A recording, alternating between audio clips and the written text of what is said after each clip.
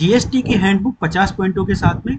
अगर आप as a recipient self generated RCM invoices issue कर रहे हैं तो आपको जीएसटीआर 1 में दिखाने की कोई जरूरत नहीं है। एडवांस और इन्वॉइस अगर सेम मंथ में आया है तो केवल जीएसटीआर 1 में एडवांस नहीं दिखेगा, ओनली इन्वॉइस शो होगी। Goods and on approval basis पर जीएसटीआर 1 में दिखाने की जरूरत नहीं है। नील रेटेड एग्जाम्प्ट और नॉन जीएसटी इन्वॉइसेस को कंसोलिडेटेड बेसिस पे जीएसटीआर 1 में दिखाया जाता है। जीएसटीआर 4 की जो ड्यू डेट है वो FY 25 के लिए 30 जून कर दी गई है institute of 30 April. Notification awaited है। B2C की इन्वॉइसेस जीएसटीआर 1 में टेबल 5 में अब 2.5 लाख रुपए की जगह 1 लाख रुपए से ज्यादा होने पर ही दिखाई जाएगी। Notification awaited. जीएसटीआर 7 को आप as a TDS deductor GST में अगर रजिस्टर हुए हैं तो चाहे आपने मंथ में टीडीएस डिडक्ट किया या नहीं किया, जीएसटीआर 7 ऑलवेज फाइल होगी। जीएसटीआर 9 और 9A के लिए जो टर्नओवर लिमिट है एग्जम्पशन की वो 2 करोड़ रुपए है। कंपोजिशन स्कीम के अंदर 75 लाख रुपए, स्पेशल कैटेगरी के अंदर आप कंपोजिशन स्कीम में रजिस्टर हो सकते हैं और अदर देन स्पेशल कैटेगरी में ये लिमिट 1.5 करोड़ है। अदर देन स्पेशल कैटेगरी के अंदर अगर आप हैं तो गुड्स के अंदर जो जीएसटी रजिस्ट्रेशन की लिमिट है वो 40 लाख के ऊपर क्रॉस होने पे है और सर्विस की 20 लाख रुपए है। मैंडेटरी रजिस्ट्रेशन रिक्वायर्ड हो जाता है अगर आप इंटरस्टेट सप्लाई ऑफ गुड्स करते हैं। मैंडेटरी रजिस्ट्रेशन नहीं है रिक्वायर्ड अगर आप इंटरस्टेट सप्लाई ऑफ सर्विस करते हैं।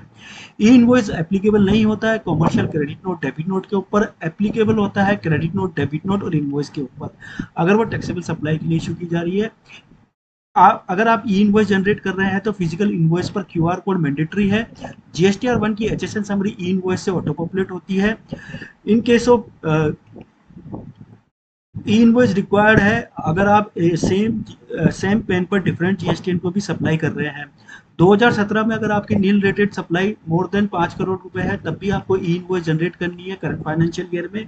ई इनवॉइस एप्लीकेबल होती है आरसीएम आउटवर्ड सप्लाई पर, ई इनवॉइस एप्लीकेबल नहीं होती है आरसीएम इनवर्ड सप्लाई पर।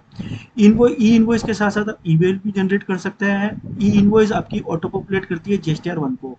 अब रेसिपिएंट के जीएसटी पोर्टल पर T+2 डेज में जो वेंडर के द्वारा ई इनवॉइस जनरेट की जा रही है वो डेटा भी है। ई इनवॉइस को आप मॉडिफाई नहीं कर सकते हैं। ई इनवॉइस को आप कैंसिल कर सकते हैं generation of 24 hours. E invoice applicable नहीं होती है इंपोर्ट पर, ई इनवॉइस एप्लीकेबल नहीं होती है गुड्स मूव होते हैं जॉब वर्क के लिए, ई इनवॉइस एप्लीकेबल नहीं होती है नील एग्जाम नॉन जीएसटी सप्लाई के लिए। अगर आईटीसी लेजर में आईजीएसटी के अंदर अमाउंट है तो फर्स्ट वो आईजीएसटी सीजीएसटी और एचजीएसटी को लाइबिलिटी को सेटअप करेगा।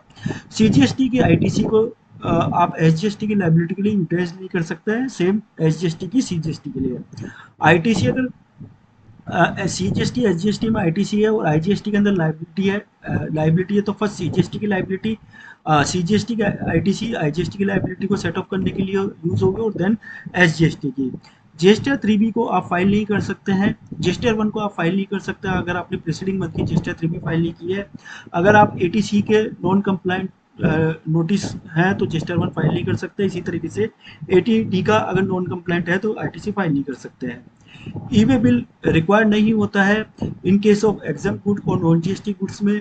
अगर कस्टम पोर्ट से अनदर कस्टम पोर्ट पर गुड्स मूव हो रहे हैं तो ई वे बिल का कोई रिक्वायरमेंट नहीं है। अगर एम्प्टी कंटेनर वापस आ रहे हैं तो ई वे बिल की रिक्वायरमेंट नहीं है।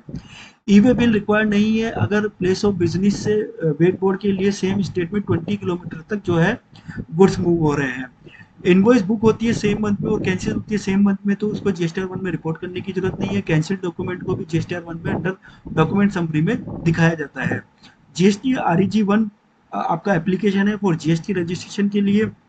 आरईजी 7 है टीडीएस के लिए। आरईजी 31 जो है इंटीमेशन होता है सस्पेंशन और notice for cancellation of GST registration. REG 21 जो होता है वो revocation of cancellation of registration होता है। ड्यू डेट जीएसटीआर 9 की 2023-24 के लिए दिसंबर 2024 है। 9C की दिसंबर 2024 है। लास्ट डेट जो इनपुट टैक्स क्रेडिट करने की क्लेम है 2023-24 के लिए वो नवंबर 30 2023 है। 180 डेज पर्पस के लिए जो आईटीसी रिवर्सल किया जाता है 180 डेज का कैलकुलेशन जो है डेट ऑफ इनवॉइस रिसीव्ड से किया जाएगा। फ्रेंड्स ये कुछ पॉइंट्स है जीएसटी से रिलेटेड। अगर आपको अच्छे लगे हो तो वीडियो को लाइक शेयर सब्सक्राइब करें। टिल देन जय हिंद जय भारत, धन्यवाद।